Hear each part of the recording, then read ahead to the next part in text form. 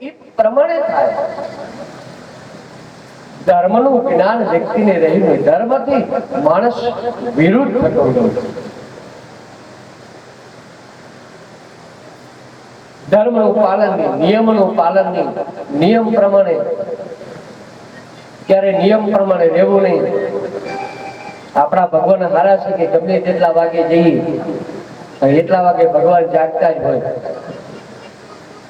બાકી મુસલમાનો એનો નમાજનો સમય હોય, સમય પ્રમાણે જેટલા વાગે જાગવું એટલા વાગ્યા સુધી જાગવું, જેટલા વાગે હોવું એટલા વાગે હોવું, જેટલી વખત ખાવું એટલી વખત ખાવું. મને જ્યાં ગમે ત્યાં હરુષું ફરુષું. શું પૂછો છો મુજને કે હું શું કરું છું? મને જ્યાં ગમે ત્યાં હરુષું ફરું છું. મને જ્યાં ગમે ત્યાં હરુષું ફરું છું. ન જાઉં માર્ગે કદાપી, એ વિચારી વિચારી વિચારી વિચારીને પગલા ભરું છું. મને જ્યાં ગમે ત્યાં હરુષું ફરું છું. કોઈની બીક નથી, નથી યાદ જગતમાં, એ નથી બીક કોઈની.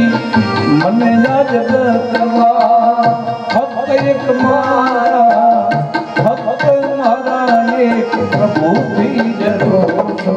હું પૂછો છો મુજને હું શું કરું છું? હું પૂછો છો મુજને કે હું શું કરું છું? મને યાદ ગમે ત્યાં હરુષું ફરું છું. મને યાદ ગમે ત્યાં હરુષું. કોઈ નિયમ નહીં, કોઈ પાલન નહીં. કોઈ નિયમ હોય તો તમને એ કર્મનું એનું ફળ મળે. એક ભાઈ સંત મહાત્મા પાસે ગયા, એટલે મહાત્માએ કીધું કે તું કઈક નિયમ લે. કીધું ભાઈ હું નિયમ કઈ ના લઉં, કઈક તો નિયમ તો લેવો પડે. આપણે હરિદ્વાર જઈએ, ગંગા કિનારે જઈએ, સોમનાથ જઈએ તો એવું કે ત્યાં કઈક નિયમ લઈને આવો છે.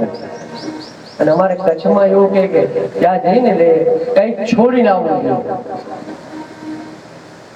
તીર્થ કિનારે કઈક છોડવું જોઈએ. તમને જે વધારે ગમતું હોય એનો ત્યાગ કરીને આવવો જોઈએ. ન ગમતું એવું નહીં, નિયમ લેવો જોઈએ. નિયમ લીધો એ પ્રમાણે નિયમ કરવો જોઈએ. ઘણી વખત એ હરિદ્વાર ગંગા કિનારે મહારાજ મને સંકલ્પ કરાવો, હું દરરોજની 100 માળા કરીશ. એ તો ગંગા કિનારે થાય, ઘરે આવ્યા પછી 100 માળા ન થાય. એ માળા લીધી એમ ત્યાં અનેક આદિ ઉપાધિ આયા રાખે. નિયમ જેટલો તમારાથી થાય એટલો કરવો. ઓલા કે ભાઈ મારાથી એવું કઈ જપ તપ માળા એવું કઈ થશે નહીં. તો કે એક કામ કરું બાપજી, મારા સામે કુંભાર રહેશે અને એક કુંભારના હું દર્શન કરીને પછી ચા પીશ. અને બાપજી કીધું વાંધો નહીં, આટલો કરજે, કારણ કે ધીમે કરીને ધર્મ તરફ.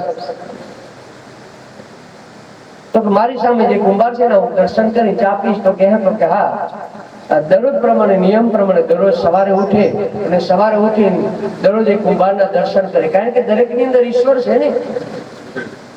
नादाने जो लोग खुदा को ढूंढते हैं, हम तो इंसान को ही खुदा समझते हैं. દરેકના હૃદયમાં ઈશ્વર બિરાજમાન છે. દરરોજ નીતિ નિયમ પ્રમાણે દરરોજ જોવે પછી ચા પીએ, દરરોજ જોવે. બન્યું એવું, કારણ કે દરરોજ તો કસોટી તો દરેક નહીં થાય. હવે એ દરમિયાન મહિનો પૂર્ણ થયો. એ મહિનો પૂર્ણ થયો એક દિવસ એવું બન્યું કે કુંભાર દેખાડા નહીં. એટલે પૂછ્યું કે ક્યાં ગયા પ્રજાપતિ? તો કે એક તો તળાવે માટી લેવા ગયા. આ ભાઈ ને હવાની ઈચ્છા, કેમ કે ચા વગર તો દાડો ઉગે નહીં.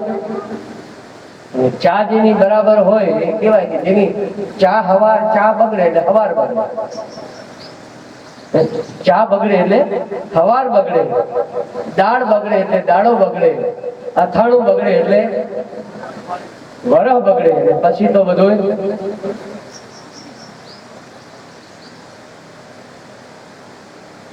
નિયમ કે મારે દરરોજ ચા વગર તો ચાલે નહીં. ઘણાને ચા આમ હવામાં ઉગે એવી હોય છે. ત્રણ વસ્તુ છે, ત્રણે ઉકળે ને એમ વધારે લાલ.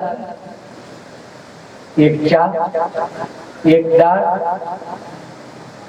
અને એક પતરી. ત્રણેય ઉકળે એટલે લાલ. આ ત્રણેયનો સ્વભાવ પાછો ત્રણેય બગડે એટલે પૂરું. એક સવાર બગાડે, એક દિવસ બગાડે. ઓલા કીધું કે મારે ચા પીવા, શું કરું? તો કે એ તો ગયા કે તળાવે. તો કે હું દોડતો તળાવે ગયો અને તળાવે જ્યાં ગયો ને એ જ વખતે કુંભાર એ પ્રજાપતિ એ માટી ખોદી રહ્યો હતો. માટી ખોદતો હતો ને એ વખતે આ બાજુ ભાઈએ કીધું કે ભાઈ પ્રજાપતિ મેં તમને જોઈ લીધા, પ્રજાપતિ મેં તમને જોયા મેં જોયા. અને આવું કીધું એટલે ઓલા પ્રજાપતિ ખોદતો તો બન્યું અંદરથી નીકળ્યું ચરું.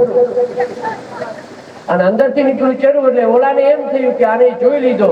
તો પ્રજાપતિ કહે કે અડધો ભાગ તમતારે તારો.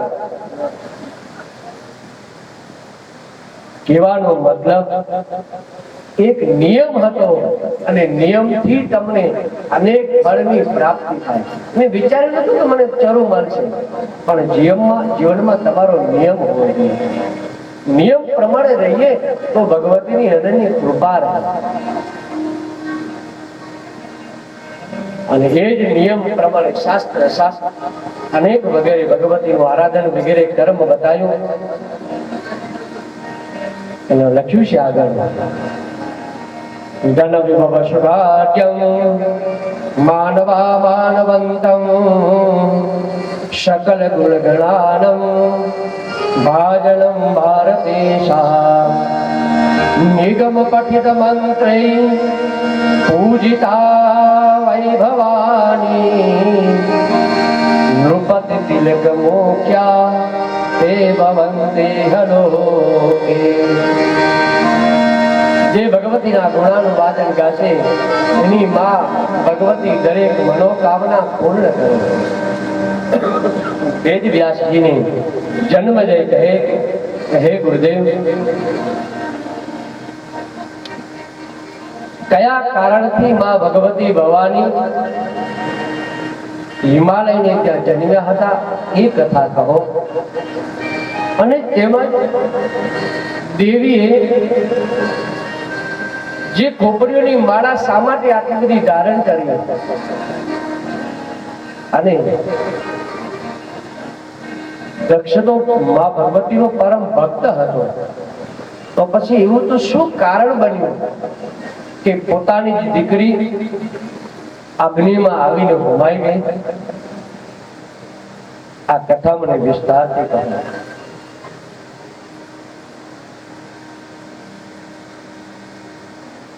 વેદ વ્યાસજી કહે કે બ્રહ્માના પુત્ર માનસ પુત્ર જે દક્ષ, એ દક્ષને સંતાન ન હતું એટલે સંતાન માટે દક્ષે ભગવતી જગદંબાનું આરાધન કર્યું, માં ભગવતીની પૂજા કરી.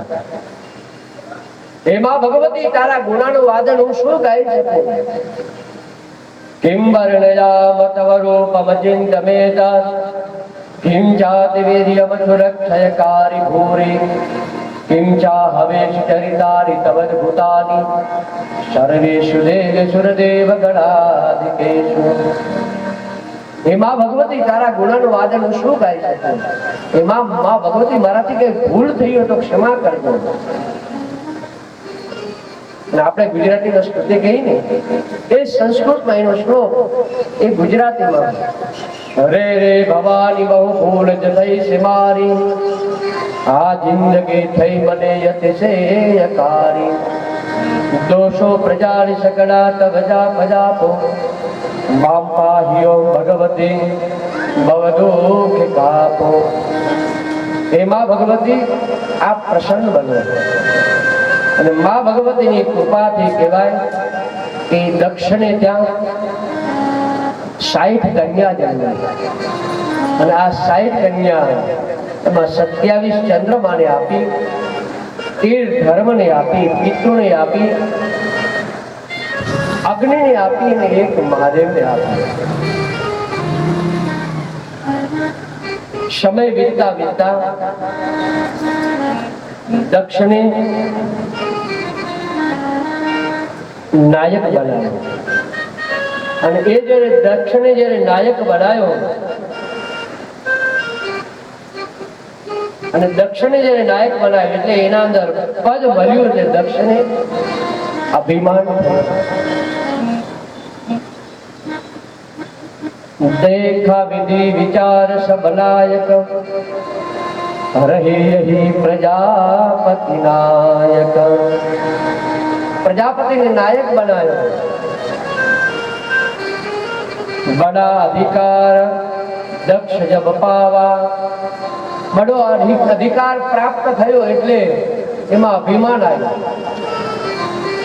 અતિ અભિમાન હૃદય તવ પાવા.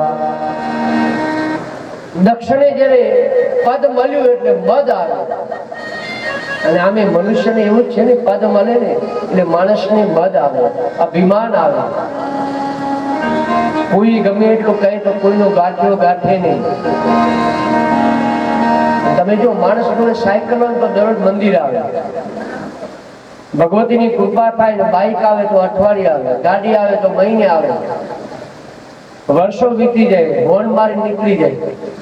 ભગવતી મારા જોડે ટાઈમ નથી એટલે પાછો શું કહેતો જાય, હે દેવી હું બીજી છું. શું કહે? વધારે એજ્યુકેશન મળ્યું ને ગાડી લઈને પાછો ઇંગ્લિશ ભાષા બોલવા મળે ના. ભગવતી હું બીજી છું એટલે માં અંદરથી બોલે હું કઈ ઈજી છું. અભિમાન આવે એટલે માણસ, સંપત્તિથી અભિમાન આવે એટલે બધું ભૂલી જાય માણસ. પણ માં ભગવતીને ક્યારે યાદ કરે?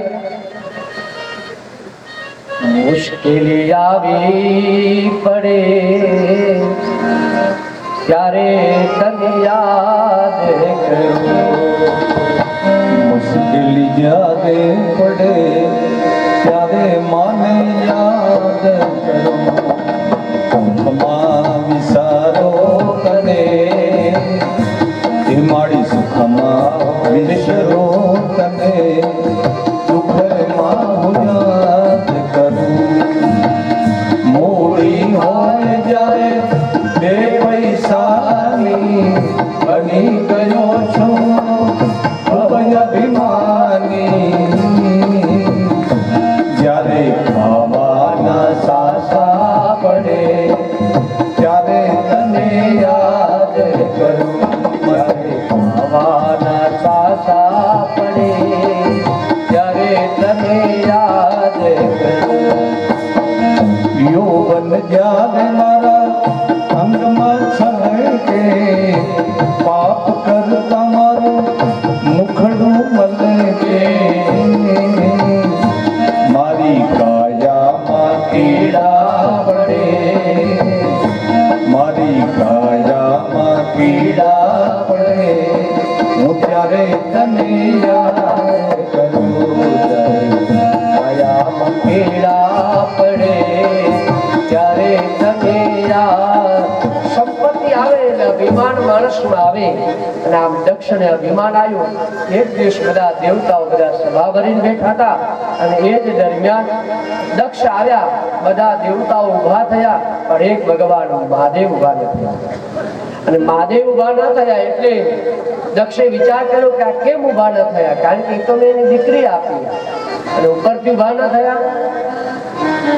અને એ જ અપમાનનો બદલો લેવા માટે સતી વિલોક વ્યોમ વિમાન દક્ષે એક મોટા યજ્ઞનો આરંભ કર્યો. મોટો યજ્ઞ આરંભ કર્યો. દરેક દેવી દેવતાઓને બધાને આમંત્રણ આપ્યું. ઇન્દ્રને, કુબેરને, દરેકને આમંત્રણ આપ્યું પણ એક મહાદેવને આમંત્રણ ના આપ્યું. અને મહાદેવને આમંત્રણ ના આપ્યું અને આ સચરાચર ત્યાંથી ચાલુ રહ્યું. દેવી કહ્યું કે પ્રભુ આ બધા વિમાન લઈને ક્યાં જઈ રહ્યા છે? એટલે ભગવાન ભોળાનાથ કહે દેવી આપના પિતાને ત્યાં યજ્ઞ થઈ રહ્યું છે ને ત્યાં જઈ રહ્યા છે. દેવી કહે પ્રભુ હું ન જાઉં? નહીં દેવી, આવ નહીં આદર નહીં, નહીં નહીં નો મેં નહીં. જ્યાં આદર સત્કાર ના હોય, પ્રેમ ના હોય ત્યાં જવાય નહીં. છતાં દેવી કહે નહીં પિતાશ્રી મને જવા દો. બધા દેવતાઓ તમે વિચાર કરો,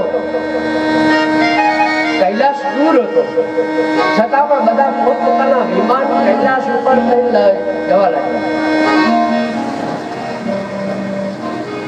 પાડોશીની કંકોત્રી હોય ને આપણને ન હોય, અને તમે જોજો પાડોશી કઈ રીતનું વર્તન કરે. તમને ખબર છે ને 12 તારીખે લગ્ન છે, આપણે એમને ત્યાં જવાનું છે. ઓફિસેથી વહેલા આવી જજો. એના ઘરવાળા ન કહેતા, બાજુમાં ગભરાવતા. ખબર છે ને આપણે ખરીદી કરવાની, આપણને એ આપણા પ્રસંગમાં આવ્યા હતા, એ આટલું બધું લઈને આવ્યા હતા.